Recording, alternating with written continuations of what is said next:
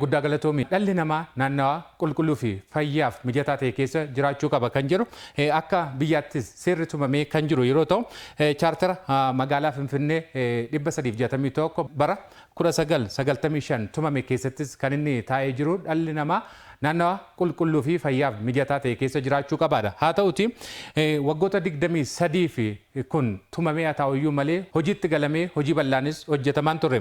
Haa ta'u erga hojiitti galamee deeggarsa dhaabbilee garaagaraatiin hojii qarqara Laggeenii ni hojjennaadha. Bulchiinsi magaalaa Finfinnee kan inni itti adeemaa ture. Haa ta'uti waggoottan 5 keessatti kiiloomeetira 2 qofaadha kan inni hojjete jechuudha.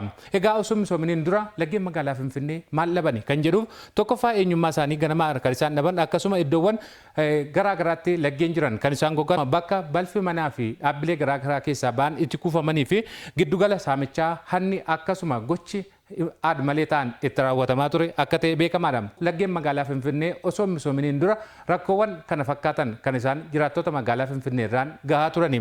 Egaa yeroo ammaa kana immoo bulchiinsi magaalaa Finfinnee keessumaa waggoota muraasaa as laggeen magaalaa Finfinnee balfarraa qulqullaa'anii bakka mijataa ta'uu qabuudhaan xiyyeeffannoo addaatiin kan inni irratti hojjechaa ture misooma koriidarii marsaa lammaffaatiin wal qabsiisee hojii bal'aadha kan inni hojjechaa jiru.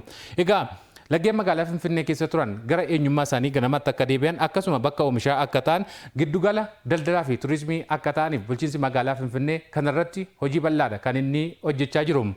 Egaa kanaanis bu'aawwan argaman fakkeenyaaf eessatti hojiin hojjetame laggeen magaalaa Finfinnee misoomanii bu'aawwan akkamii argamsiisan kan jedhuuf bakki kun yeroo darbe kan inni eebbifamee jiru misoomni qarqara laggeenii naannoo kanatti hojjetame oomisha injoorii misooma dammaa kuduraa fi muduraalee akkasuma bakka bashannanaa fi aara galfii of keessatti qabateedha kan jiru. Kana qofaatu hin taane uwwisni bosonaa magaalicha keessatti kanaan dura ture akka dabalu taasisuu keessattis qooda olaanaadha kan inni gumaachaa jiru.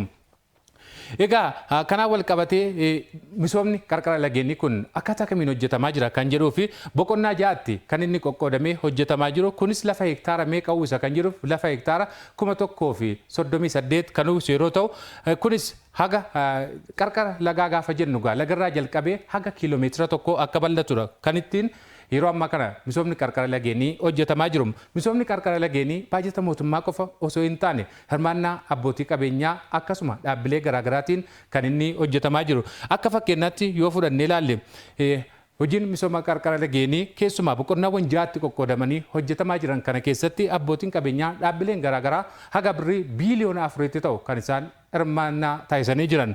Egaa as keessatti misoomni qarqara laggeenii kanaan dura bakka balfitti gatamu kanaan dura rakkoo fayyaa hawaasaa ta'aa ture yeroo ammaa kana hojii isaarraa jalqabee carraa hedduu lammiileef uumuu irratti kan argamu. Kanaan wal qabatee carraa hojii yeroo lammiilee 26,500 oliif uumuullee danda'eera. Yeroo dhiyoo kanas kan eebbifame keessumaa boqonnaa jalqabaatiin gara Inxooxxoo jalqabee haga Qacaniitti kan jiru kan eebbifame boqonnaa jalqabaati. Kan eebbifame kunis lafa hektaara 590 kan ta'u kan uwwisee jiru yeroo ta'u akka magaalaa Finfinneetti gaa walumaa gala hojiin misooma qarqara laggeenii kun yeroo ammaa kana laggeen 8 irratti kan hojjetamaa jiru yeroo ta'u kunis dheerina kiiloomeetira 50 kana guugu akka ta'edha. Egaa hojiin misooma koriidarii kanaan dura dhaabbilee deeggarsaan hojjetamuuf waggaa 5 keessatti kiiloomeetirri 2 qofa hojjetamte baajata bulchiinsa magaalaa Finfinnee akkasuma hirmaannaa abbootii qabeenyaa fi tumsa tola ooltotaatiin yeroo muraasa keessatti waa hedduun hojjetamuu akka danda'ame kan namatti argisiisu. Egaa hojiin kun yeroo ammaa kana haga uyyuu malee gara fuula duraattis xiyyeeffannoon akka imalu homaa shakkii hin qabnu. Kana fakkaata odeeffannoon kiyya.